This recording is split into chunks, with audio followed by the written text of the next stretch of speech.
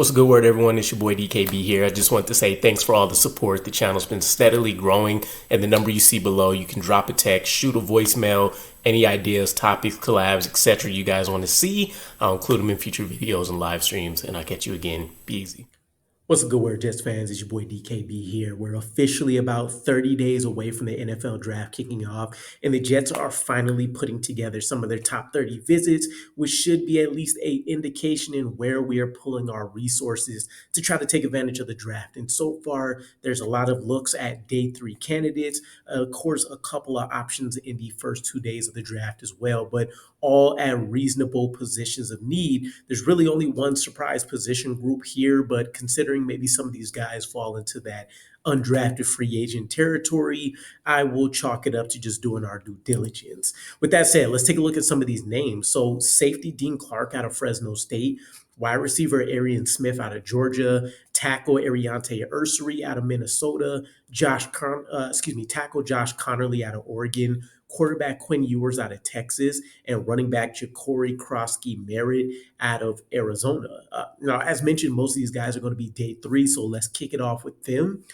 In Dean Clark's case, he just came off a really solid combine slash pro day results for himself, where I think RAS score wise, he ended up as a 9.35, which was like 72nd between 1985 and current day when it comes to safety. So, from an athleticism standpoint, obviously there's a lot to love there. Pretty solid vertical jump or broad jump numbers from what I recall. And I want to say he ran a 4.42. But nonetheless, this is a guy that's played a ton of snaps, offers some versatility in terms of box versus deep safety play. And he also earned the green dot in his final year, where he's been known to call the defensive plays, make sure people are lined up correctly, et cetera, et cetera. So a little bit of that senior year leadership, if you will, creeping up for him. Definitely looks like a guy that's going to be able to find a way to make his spot on special teams, and then is going to be a development piece, right? And I definitely look at this kind of being that Tony Adams type dart throw that you throw with a guy that has a ton of athleticism, but maybe has never performed at a top tier level, right? Whether that's due to competition or just really not being one of the best at his position so far, but definitely a solid dart throw. Then we have wide receiver Arian Smith out of Georgia. This is an intriguing guy because if you liked Stone Smart as a pickup, you would like Arian Smith as a guy that's making an adjustment to the position, being more of a track and field player before turning to football, and was one of the deep threats for Georgia this year, where he had a pretty big touchdown in the Peach Bowl, really started to come on as of late. So if you just look at the burner profile and the speed he's bringing, I want to say he's sub 4.4.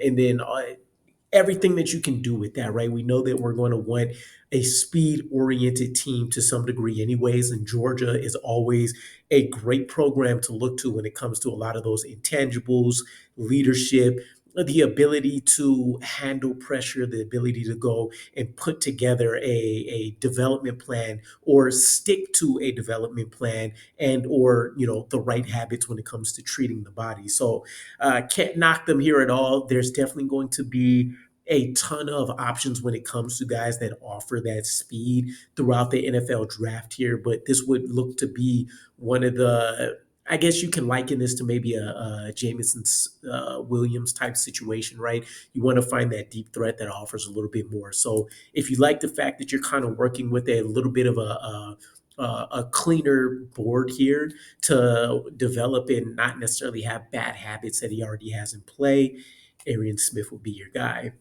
Then you have running back Ja'Cory Croskey-Merritt. This one is the surprising one to me because running back is a position that feels like we're locked in. You have Brees Hall at the top. You then have Braylon Allen. You have Isaiah Davis, which I would imagine you feel really good about, especially considering we just drafted both of them a year ago. So from a depth chart perspective, you're already locked in. Now, maybe you want to carry four running backs, which would be hard to envision since we also have a fullback on the roster, or maybe you just want to make sure you're making that room as competitive as possible. And in this draft class where you're getting guys that are going to be picked probably pretty easily a round or two below where their talent says they should be, you can find a value add, right? And you always want that pipeline. You want to make sure that you have some guys like a Zonovan Knight, for example, sitting in the background that maybe has some starting level type ability, or at least spot starter duty, capable backup type ability that you can try to draw out and work with there. Now, the questionable project here, Quinn Ewers, quarterback out of Texas, right? We're probably going to talk about him as one of the QBs ad nauseum because his draft stock is literally all over the place. He could be a late round addition to somebody in the first round that feels like they can unlock and put him in an environment where he doesn't have as much pressure around him, can really work on iron out some of those issues like the deep ball accuracy for him, which would make him look like a completely different prospect. And for what is worth, they did mention of coming off of his pro day, it looked like he was able to correct some of those issues that was causing that inaccuracy. But literally could be a day one guy, could be somebody that gets picked in the fourth, fifth round. You don't know. It's hard to tell how severely teams are going to penalize Quinn Ewers for what Texas couldn't accomplish, right? It's not that he didn't put up great stats and didn't really have solid numbers, but more so, Texas is one of the teams that realistically, from a talent perspective, should be competing for championships. And the fact that they've fallen short of that vision, and a lot of it can be chalked up to quarterback play, is going to be something that teams look at heavily. But he still offers one of the more pro-ready skill sets you're going to find, and the athleticism package that comes with somebody that could be considered a first-round quality quarterback. So for any team realistically that has a situation where they can allow a guy to really sit for at least a year and work out again a lot of those kinks in their games, this probably looks more advantageous to them, right?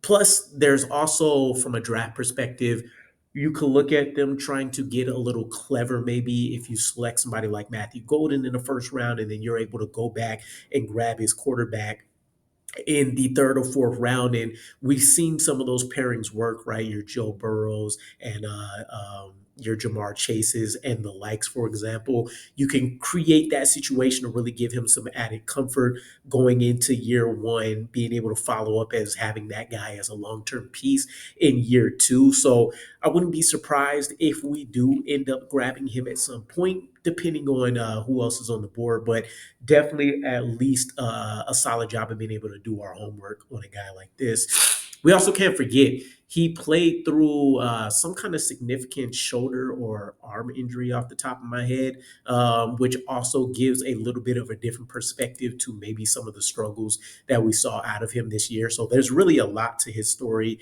a lot to try to peel back the layers of the onion for with him. But for some team, they have as close to a talented first round quarterback just from measurables, just from athleticism and physical traits as you can get if he somehow falls out of the first round. Then you have our tackles, right? We want to make sure that we can complete our offensive line. You don't want to just go on relying on Chukwuma, for example, to be the primary tackle, or say that this is the floor that we're comfortable with seeing from a talent perspective. I think it's closer to Chukwuma having to compete to keep that backup spot against the likes of somebody like Max Mitchell and against the likes of somebody like Carter Warren than me saying I'm super comfortable with him being the opening day starter. Plus, some of the baggage that comes with him that would scare me in the event that something does go south between him and the coaching staff. The two tackles, Ariante Ursery, Josh Connerly, both have the potential to be day one prospects. Both could easily find themselves in that second day conversation for the New York Jets. And I think you would be looking at a pretty great value pick if that ends up being one of your second round guys, because this is a tackle class that honestly doesn't have a ton of true tackle talent. For one, not a lot of blindside protectors, not a lot of guys that you can even throw on the right side, whether that's due to arm length issues and wanting to move guys inside, or just a skill set that says that they work out better, masking some of their deficiencies at guard rather than tackle. These are going to be your true tackle guys, and these are guys that are definitely worth, again, spending that second round pick on. I talked about Ursary a bit when I had him in my mock draft in the second round for the Jets.